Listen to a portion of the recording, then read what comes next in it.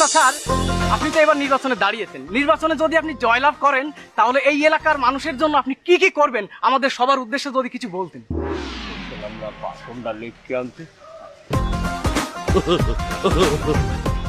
আমি যদি নির্বাচনে জয়ী হই তাহলে দাঁড়াই দে এলাকার সবাই মরে গিয়ে শান্তিতে ঘরে গিয়ে শান্তিতে ঘুমা কোন রকম একটু দাঁড়াইতে অন্যায়কে প্রস্রাব দেব না, প্রশ্রয় দেব না। আমি এই মর্গে মর্মে প্রতারণা করিতে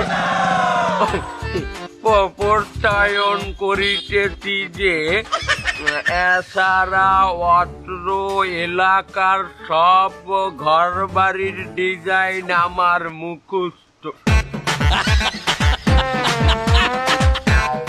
এই কথাটা লেখছে কিনা? ও লিখছে স্যার, আমি লিখছি।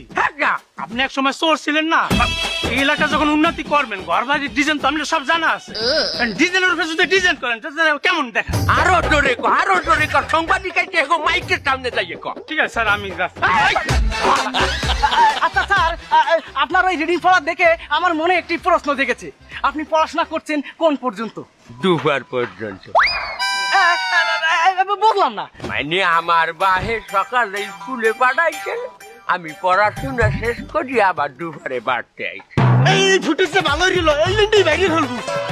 স্যার বিষয়টা একটু খুলে বলেন। বিষয়টা আমি বলতেছি, স্যার যখন ছোটবেলায় সকালবেলা স্কুলে যায় তখন ওই হেডমাস্টার স্যারের মোবাইলটা ছিল টেবিলের উপরে, কিছুক্ষণ পরে মোবাইলটা চুরি হয়ে যায়। ঠিক দুপুর বেলা খোঁজাখুঁজির পরে মোবাইলটা পাওয়া যায় আমার স্যারের পকেটে।